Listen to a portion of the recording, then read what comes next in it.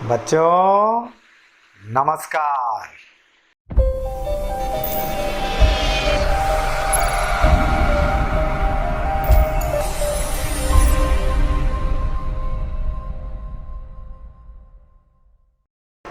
बच्चों पिछले वीडियो में हमने यूनिफॉर्म इलेक्ट्रिक फील्ड में इलेक्ट्रिक डायपोल पर टॉर्क को पढ़ा।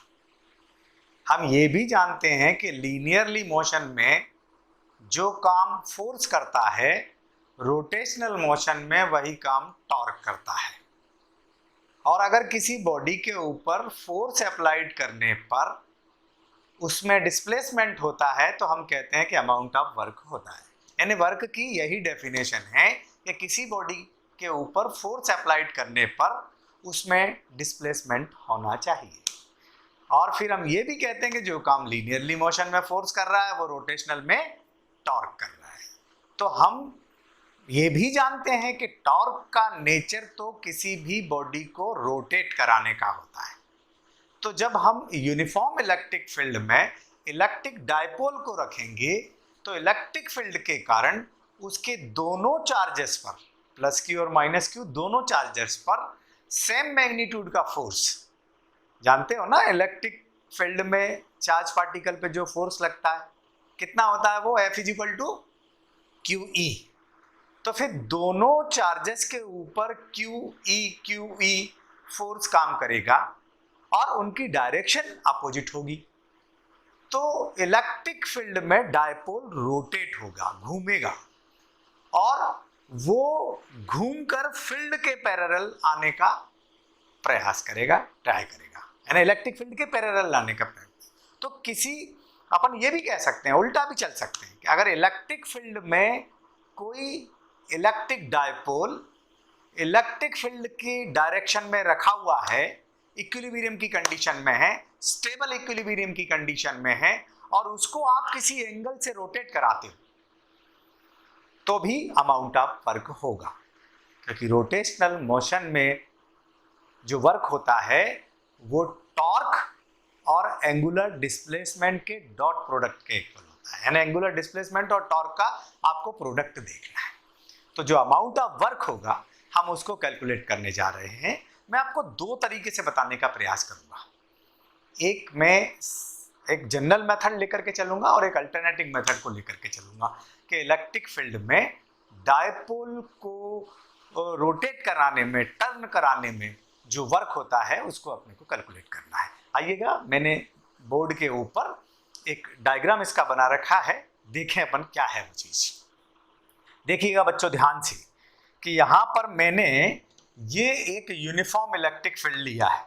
Uniform electric field that mean electric lines एक दूसरे के पैरेलल है, ठीक है। उसमें ये ए बी, ठीक है, ये मैंने एक इलेक्ट्रिक डायपोल रखा है जो प्लस क्यू और माइनस क्यू चार्जेस से मिलकर बना है, ठीक है। इनके बीच की डिस्टेंस को मैंने ये 2L माना है। ये स्टेबल इक्विलिब्रियम की कंडीशन में है। अब हम इसको स्टेबल इक्विलिब्रियम की कंडीशन से थीटा एंगल रोटेट कराकर इस प्लस क्यू चार्ज को B से B डैश पर ला रहे हैं और इस माइनस क्यू चार्ज को A से A डैश पर ला रहे हैं। हम जानते हैं कि जो फोर्स लगता है इलेक्ट्रिक फील्ड में, मैं बता चुका हूं, F is equal, electric field की डेफिनेशन है E is equal to F upon Q। So F is equal to QE। तो दोनों चार्ज के ऊपर QE फोर्स काम करेगा जो इसको घुमाकर फील्ड के पैरेलल लाने का प्रयास करेगा। अब अगर मैं इसको यहां से यहां लाता हूं तो मुझे इस पर लग रहा है फोर्स QE के अगेंस्ट इसको B से D तक डिस्प्लेस कराना पड़ता है। B से D तक ये डिस्प्लेस होगा तब ये यहां पहुंचेगा, ये यहां पर यहां जाकर, यानी B से D तक ये डिस्प्लेस हो रहा है। सिमिलरली अगर मैं Q डैश चार्ज को A से A डैश पर लाता हूं तो मुझे QE फोर्स के अगेंस्ट इसको A से C तक डिस्प्लेस करना पड़ता है। मैंने A से इस इक्विलिब्रियम के ऊपर A डैश से इस पर एक नॉर्मल ड्रा किया है, यहां पर भी मैंने B डैश से एक नॉर्मल ड्रा किया है, जो ये D है, AD है। तो ऑब्वियसली जो फोर्स होता है वो फोर्स होता है फोर्स इनटू डिस्टेंस या फोर्स इनटू डिस्प्लेसमेंट। ठीक है, यहां पर भी फोर्स इनटू डिस्प्लेसमेंट। तो मुझे चार्ज क्यू डेज को ए से ए डेज तक लाने में फोर्स क्यू ई के अगेंस्ट, देखो इधर डिस्प्लेस हो रहा है, क्यू ई के अगेंस्ट ए सी तक इसको डिस्प्लेस करना पड़ता है, मतलब इस पॉइंट को डिस्प्लेस करना पड़ता है, तब अपना ये चार्ज यहां से यहां पहुंचता है। सिमिलरली बी से बी डेज पर लाने में भी मुझे इसको बी से डी तक डिस्प्लेस करना पड़ रहा है। तो जो अमाउंट ऑफ वर्क होता है, अगर मैं यहाँ कहूँ कि माइनस क्यू चार्ज पर को ए से ए डेज तक लाने में फोर्स क्यू द्वारा किया गया अमाउंट ऑफ वर्क, तो मैं वो वर्क कैलकुलेट करूंगा, वो होता है फोर्स इनटू डिस्प्लेसमेंट। यहां मैं मैग्नीट्यूड की बात कर रहा हूं, अदरवाइज क्रॉस प्रोडक्ट नहीं आएगा।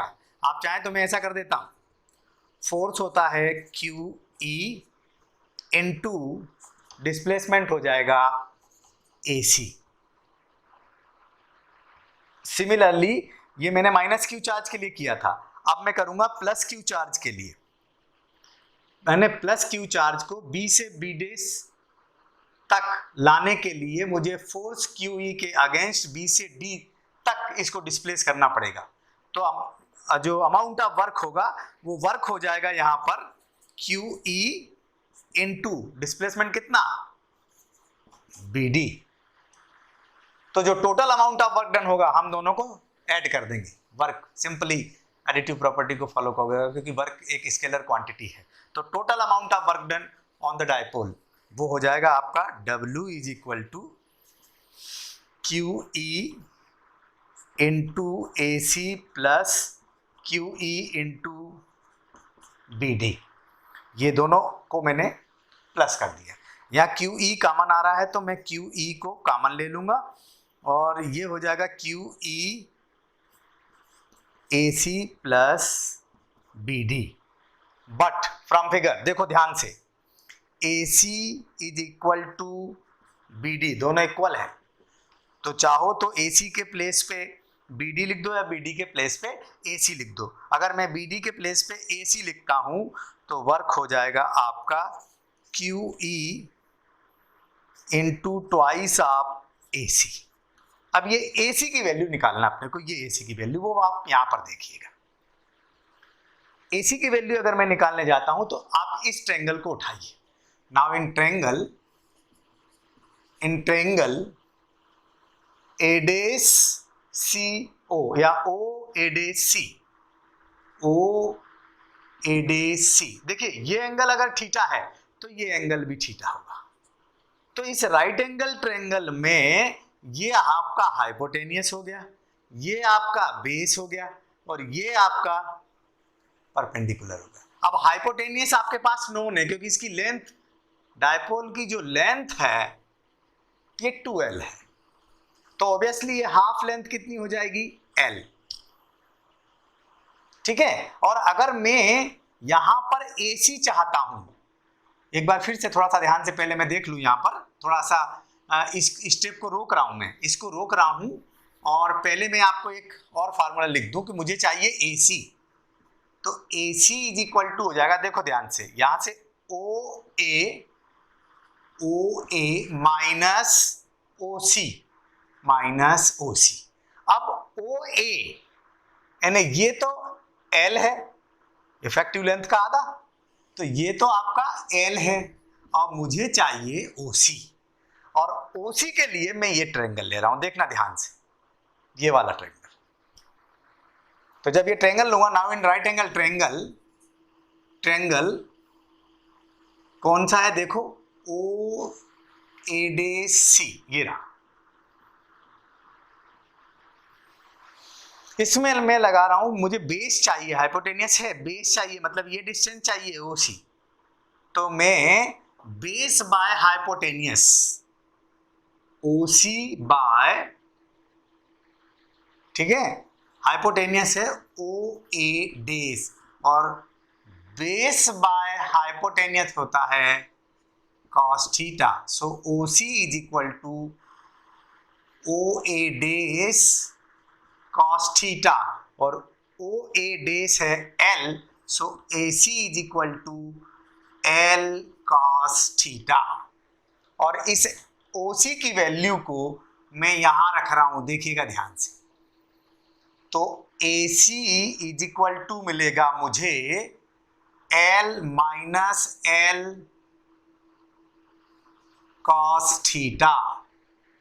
ठीक, और यहां से AC से L को कॉमन निकाल लूं तो 1 माइनस cos थीटा, और AC की वैल्यू मैं यहां पुटअप कर रहा हूं, इसी को ले रहा हूं मैं यहां पर. ठीक है, इसको इक्वेशन 1 दे देता हूं. Put the value of AC in equation number 1.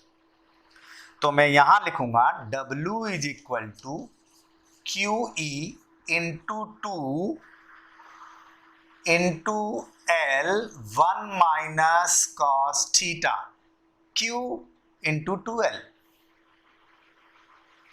Q into 2L होता है P, इलेक्ट्रिक डायपोल मोमेंट.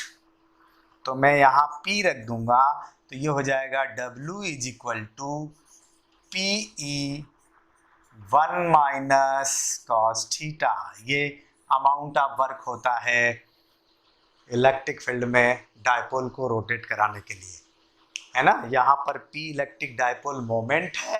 अभी अगर मैं देखूं तो इसकी डायरेक्शन माइनस Q चार्ज से प्लस Q चार्ज की ओर होती है. ठीक है, और E इलेक्ट्रिक फील्ड है या इंटेंसिटी ऑफ इलेक्ट्रिक फील्ड है, और थीटा इक्विलिब्रियम से जो एंगल बनाया जाता, रोटेट कराया जाता, वो ये एंगल है. जो एंगल की वैल्यू अगर नॉन है, इलेक्ट्रिक फील्ड की वैल्यू नॉन है, इलेक्ट्रिक डायपोल की वैल्यू नॉन है, तो कितने जूल का अमाउंट ऑफ वर्क होगा ये हम यहाँ पर कैलकुलेट कर लेंगे. मैंने क्या किया है, केवल इसको इक्विलिब्रियम की कंडीशन से ऐसा थीटा एंगल रोटेट कराया. तो रोटेट कराने में जो अमाउंट ऑफ वर्क लिया है वो इस प्रकार से कि यहाँ इस फोर्स के अगेंस्ट हमको चार्ज प्लस Q को B से B डैश तक लाने के लिए BD डिस्प्लेस करना पड़ रहा है. सिमिलरली माइनस Q चार्ज को A से A डैश तक लाने के लिए हमको फोर्स Q के अगेंस्ट A से C तक डिस्प्लेसमेंट करना पड़ रहा है. तो फोर्स इनटू डिस्प्लेसमेंट लेके total amount of work calculate कर लिया जाता है. एक तो आपकी ये मेथड है वर्क को कैलकुलेट करने की, है ना. अब एक थोड़ी मैथमेटिकल कह सकते हैं डेरिवेशन भी है इसका अमाउंट ऑफ वर्क को कैलकुलेट करने का. तो पहले आप इसको एक बार देख लीजिए, चाहो तो नोट कर लीजिए, क्योंकि मैं इसको हटाऊंगा और अब आपको एक दूसरे मेथड से इसको सॉल्व कराऊंगा. उसके बाद फिर इसके एप्लीकेशन की ओर चलूंगा. आप देखिएगा, ध्यान से देख लीजिए. ठीक है, मेरे पास एक दूसरी मेथड है. अब मैं थोड़ा उस पर चर्चा कर रहा हूँ, इसको आप देख लीजिए. देखिए मैंने क्या कहा कि अगर किसी बॉडी के ऊपर फोर्स अप्लाइड करने पर उसमें डिस्प्लेसमेंट होता है तो अमाउंट ऑफ वर्क होता है. ये बात हो गई लीनियरली मोशन की. रोटेशनल मोशन के लिए क्या है वर्क, टॉर्क इनटू डिस्प्लेसमेंट.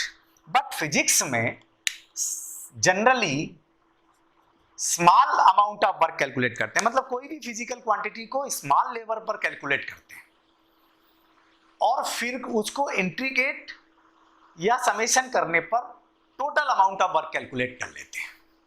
तो हम क्या करेंगे, पहले इलेक्ट्रिक डायपोल को इलेक्ट्रिक फील्ड में स्मॉल एंगल डी थीटा से रोटेट कराएंगे. उसके बाद हम जो है उसको इंटीग्रेट करके total amount of work calculate कर लेंगे कि हम कहां से कहां तक वर्क को कैलकुलेट कर रहे हैं. तो सबसे पहले देखिएगा ध्यान से, यही डायग्राम काम करेगा. इसके ऊपर ये फोर्स काम करेगा. इसको हमने यहां से इलेक्ट्रिक फील्ड की डायरेक्शन से मान लीजिए पहले स्मॉल एंगल, ये टोटल अमाउंट ऑफ वर्क है, स्मॉल एंगल डी थीटा घुमाना चाह रहे हैं, बहुत छोटा कोई एंगल. तो हम लिखेंगे amount of work done when an electric dipole rotate through small angle D theta with the direction of electric field. तो जो अमाउंट ऑफ वर्क होगा तो वो भी स्मॉल होगा, छोटा होगा. तो उसको कंटिन्यूस फंक्शन के तौर पर हम डी थीटा से डिनोटेट करते हैं. ठीक है, तो हम लिखेंगे amount of work done when electric dipole rotate through D theta. तो d W is equal to tau into D theta. Force into displacement ही है.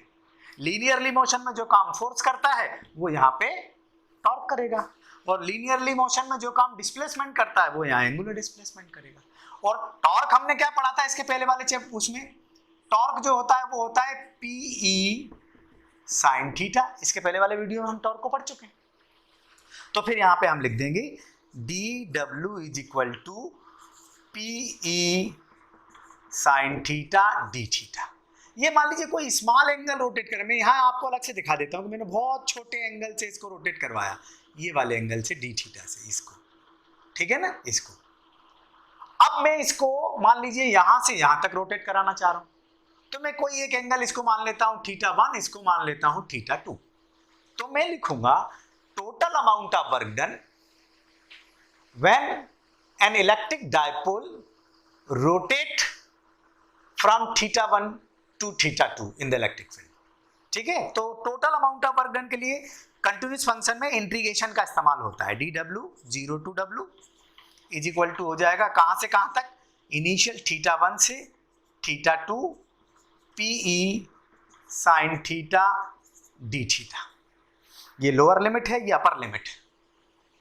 हम θ1 से θ2 तक रोटेट करा रहे हैं, चूंकि यहां पर इंटीग्रेशन के डी थीटा के साथ है तो साइन थीटा इंटीग्रेट होगा, PE इसके लिए कांस्टेंट होगा, मैंने इसको बाहर ले लिया और यहां पर θ1 से θ2 लिख दिया साइन थीटा डी थीटा, है ना। जिनको नहीं पता है वो लोग याद रखें, integration sine X D X is equal to होता है माइनस कॉस एक्स। तो मैं यहां लिख दूंगा 0 से w डी थीटा PE, यहां हो जाएगा माइनस कॉस, ये यहाँ dw है भाई, है माइनस कॉस थीटा θ1 से θ2। ठीक, dw का एक और लिख लीजिए, integration dx is equal to X होता है, तो integration dw is equal to w हो जाएगा।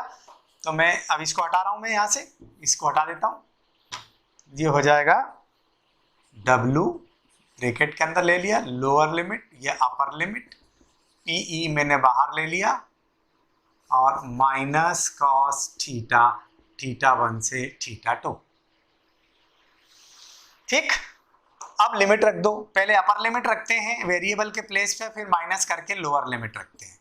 ऐसे ही यहां पर देखो, ये मैंने माइनस कॉस θ2 माइनस फार्मूले में ये है ही, और माइनस फार्मूले में माइनस माइनस प्लस कॉस θ1।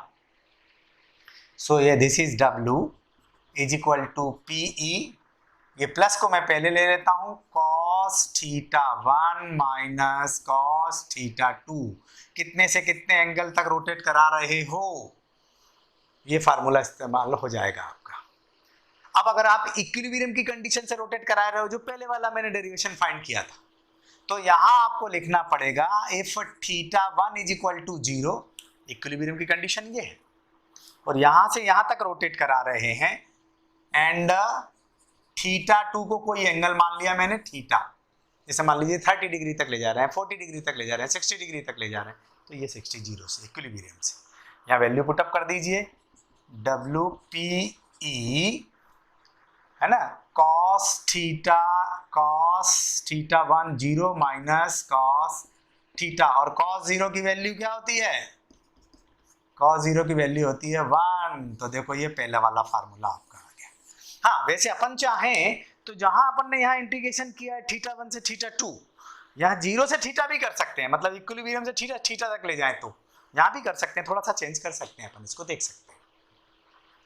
ठीक है, तो ये आपका अमाउंट ऑफ वर्क आ गया। इसमें P इलेक्ट्रिक डायपोल मोमेंट है, E intensity of electric field या इलेक्ट्रिक फील्ड है, और थीटा उसको इक्विलिब्रियम से आपने कितना रोटेट कराया है वो एंगल है। अब थोड़ा सा केस देखें अपन, केस लगा रहा हूं मैं, इसको हटा देता हूं, नोट कर लीजिए, अभी देख लीजिए आप क्या करना कुछ नहीं है, फोर्स इंटू डिस्प्लेसमेंट है तो torque into angular displacement, torque की वैल्यू रख दी है, फिर टोटल वर्क निकाला है। आप इसको नोट कर लीजिए, मैं केस लगा रहा हूं यहाँ पर।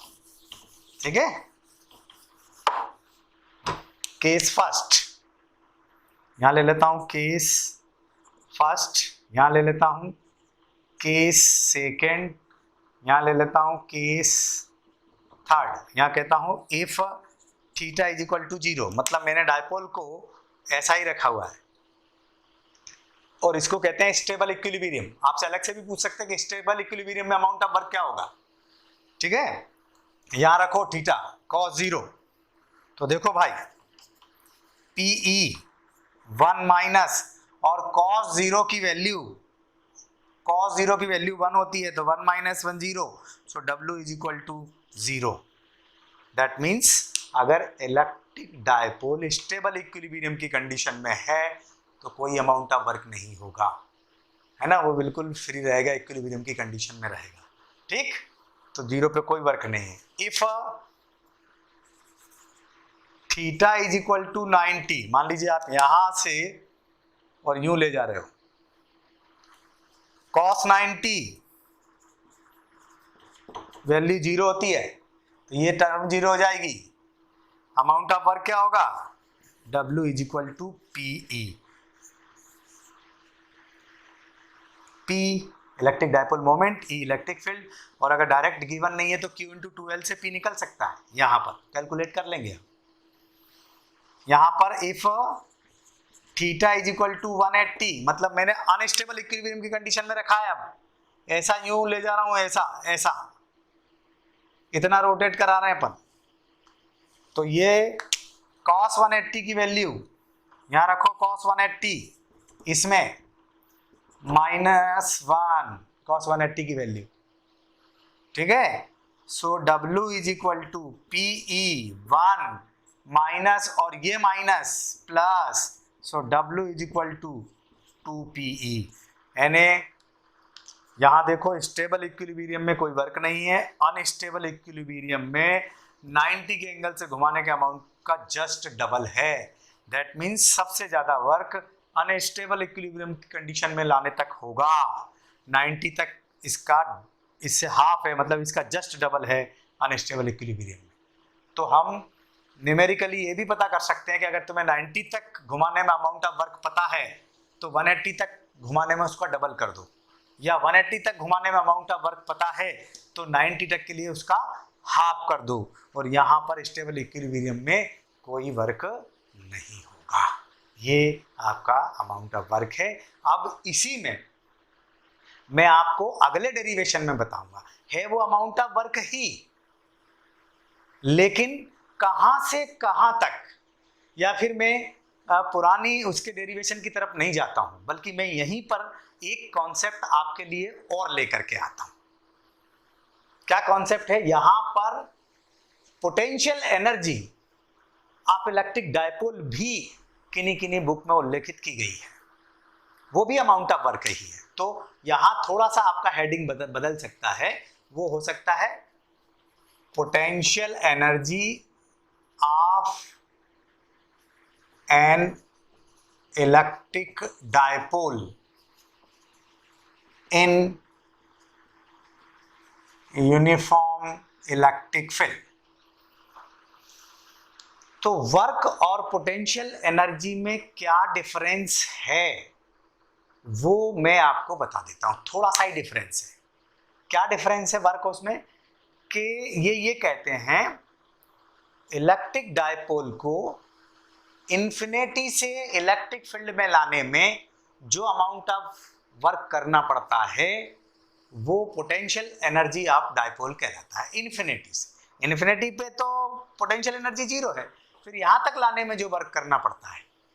ठीक, अच्छा, एक बुक में ये भी डेफिनेशन दी गई है कि इलेक्ट्रिक फील्ड में इलेक्ट्रिक डायपोल को स्टैंडर्ड पोजीशन से, है ना, प्रेजेंट पोजीशन तक रोटेट कराने में जो अमाउंट ऑफ वर्क होता है वो पोटेंशियल एनर्जी ऑफ डायपोल कहलाता है। या मैं अनदर वर्ड्स में ऐसा भी कह सकता हूं, स्टैंडर्ड पोजीशन हमने उसको कहा है जिसमें सिस्टम की एनर्जी 0 होती है। और किसी बुक में यह भी कहा गया है कि इलेक्ट्रिक फील्ड में इलेक्ट्रिक डायपोल को 90 के एंगल से प्रेजेंट पोजीशन तक रोटेट कराने में जो अमाउंट ऑफ वर्क होता है वो पोटेंशियल एनर्जी या electrostatic potential energy of electric dipole कहलाता है। ठीक है, ये भी ध्यान रखना। 90 से 90 हमने स्टैंडर्ड पोजीशन किसको कहा है, जिसमें सिस्टम की एनर्जी जीरो होती है। तो मैं थोड़ा सा इतने पार्ट को हटा रहा हूं, अभी आप नोट कर लीजिए, हालांकि इसकी मुझे जरूरत पड़ेगी, फिर लाऊंगा मैं, केस लगाऊंगा पोटेंशियल एनर्जी के लिए भी, बट अभी फिलहाल हटा रहा हूं मैं। देख लीजिएगा ध्यान से कितना चेंज करना है। जो वर्क हमने कैलकुलेट किया था वही का वही वर्क रहेगा। पहले स्मॉल अमाउंट ऑफ वर्क निकलेगा, the amount of work done when electric dipole rotate through D theta D W is equal to, ये हो जाएगा आपका tau into D theta, so D W is equal to P E sine theta into D theta. ठीक है, और फिर total work के लिए मैं इंटीग्रेशन यहाँ नहीं, अब टोटल वर्क निकाल रहा हूँ। यहाँ पे टोटल वर्क को कैलकुलेट करने के लिए वो पोटेंशियल एनर्जी के लिए π/2 यानी 90 से थीटा तक रोटेट कराते हैं, जबकि हमने वहां 0 से थीटा, थीटा 1 से थीटा 2 लिया था। यहाँ लोअर लिमिट ये 90 रहेगा, ऐसा रखा रहेगा डायपोल ऐसा, फिर आप इधर रोटेट कराओ इधर रोटेट कराओ, जो अमाउंट ऑफ वर्क होगा वो पोटेंशियल एनर्जी कहलाएगा। ठीक है, तो मैं यहाँ इसको लिख दूंगा P E sine theta D theta.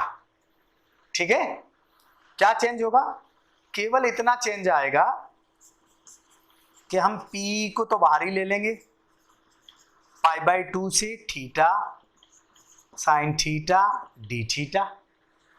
ठीक है, तो इंटीग्रेशन करेंगे, यहाँ आ जाऊं, ये तो आपका पूरा हो गया, फिर अगर मैंने यहीं ले लिया तो अब ये लिमिट नहीं रख रहा हूं मैं। ठीक है, ये लिमिट नहीं रख रहा हूं, इसको मैं W1 कर रहा हूं। यहाँ पे रहेगा π/2 से थीटा। ठीक है, यहाँ पर लिमिट आ जाएगी पहले थीटा और फिर आ जाएगी π/2, और इसके बाद मैं सॉल्व अलग से कर रहा हूं। cos π/2 मतलब cos 90, और cos 90 की वैल्यू क्या होती है, 0, तो ये पार्ट हो जाएगा आपका 0। इसी को पोटेंशियल एनर्जी कहते हैं, U से डिनोटेट करते हैं, माइनस PE cos थीटा। तो वर्क में और इसमें क्या अंतर आया, यहाँ पोटेंशियल एनर्जी के लिए इसको आप π/2 लेंगे, से थीटा तक रोटेट कराएंगे, वहाँ 0 ले लो या थीटा 1 थीटा 2 ले लो, इतना अंतर है दोनों। अब ये π/2 को मैंने स्टैंडर्ड पोजीशन क्यों माना, क्योंकि इसमें सिस्टम की एनर्जी 0 रहती है, वो हम यहाँ केस लगा करके बता देते हैं। देखिएगा ध्यान से, पहले case first, case second, case third, if theta is equal to 0। ठीक है, 0 मतलब ऐसा रखा है। अब अपन कहेंगे ऐसा रखा तो कोई वर्क नहीं हो रहा, लेकिन अपनी डेफिनेशन क्या कह रही है, इलेक्ट्रिक डायपोल को इन्फिनिटी से इलेक्ट्रिक फील्ड में लाने में जो अमाउंट ऑफ वर्क होता है वो वर्क यहाँ आएगा। तो थीटा इज इक्वल टू 0 और cos 0 की वैल्यू होती है 1, ये cos 0 की वैल्यू 1 यहाँ रखो, इसमें इक्वेशन 1 में फ्रॉम 1, तो u इज इक्वल टू हो जाएगा माइनस PE। ठीक, इधर आ जाओ, case second, if theta is equal to 90, जो मैंने अभी रखा हुआ था, cos 90 क्या होता है, cos 90 होता है 0, तो यहां रख दो 0, तो u इज इक्वल टू 0। ये देखो आ गई स्टैंडर्ड पोजीशन। क्या कहा था मैंने, स्टैंडर्ड पोजीशन उसको कहा था जिसमें सिस्टम की एनर्जी 0 हो। Case third, if theta is equal to 180 मतलब अनस्टेबल इक्विलिब्रियम की कंडीशन। तो अनस्टेबल इक्विलिब्रियम की कंडीशन में cos 180 की वैल्यू में रखूं तो ये -1, यहां रखूंगा -1 तो u इज इक्वल टू हो जाएगा PE। देखिए मैक्सिमम पोटेंशियल एनर्जी है, ये माइनस की है, ये अधिक है, ये 0 है। यानी स्टेबल इक्विलिब्रियम में जो एनर्जी होगी माइनस, जो ये बताएगी कि अपने आप वर्क होगा, मतलब वहां से लेकर के आओगे तो प्लस Q चार्ज पर वर्क लगेगा, लेकिन माइनस Q चार्ज के कारण अपने आप वर्क हो जाएगा। इधर से अगर आप एक डायपोल को लेके आ रहे हो, इधर से ये -Q ये +Q, तो ये -Q तो इसको अपने आप वर्क कर लेगा, सिस्टम खींच लेगा, क्योंकि इलेक्ट्रिक फील्ड इधर से बना हुआ है ना, इस पर वर्क अट्रैक्शन के कारण, तो ये माइनस आ गया स्टेबल इक्विलिब्रियम में। अनस्टेबल इक्विलिब्रियम में प्लस है, दैट मीन ज्यादा अमाउंट ऑफ वर्क है। अगर इन्हें आप घुमाओगे अनस्टेबल इक्विलिब्रियम के लिए तो ऑब्वियसली प्लस उधर जाएगा, तो ज्यादा अमाउंट ऑफ वर्क करना पड़ेगा। ठीक है, तो स्टेबल इक्विलिब्रियम की कंडीशन में ये है पोटेंशियल एनर्जी डायपोल की, और अनस्टेबल इक्विलिब्रियम की कंडीशन में ये है। वहां पर भी हमने स्टेबल इक्विलिब्रियम की कंडीशन में वर्क देखा था तो 0 था, अनस्टेबल की कंडीशन में 2pe था। मतलब एक ही डेरिवेशन से दोनों डेरिवेशन आप फाइंड कर सकते हैं। बट इलेक्ट्रिक फील्ड में, यूनिफॉर्म इलेक्ट्रिक फील्ड में वर्क हो रहा है तो नेट फोर्स काम नहीं करेगा, इसलिए लीनियरली मोशन नहीं होगा, रोटेशनल मोशन होगा, और रोटेशनल मोशन में फोर्स का काम टॉर्क करता है, जो हमने इसमें कैलकुलेट किया है। ठीक है, अब एक नए कॉन्सेप्ट के साथ हम मिलेंगे अगले वीडियो में।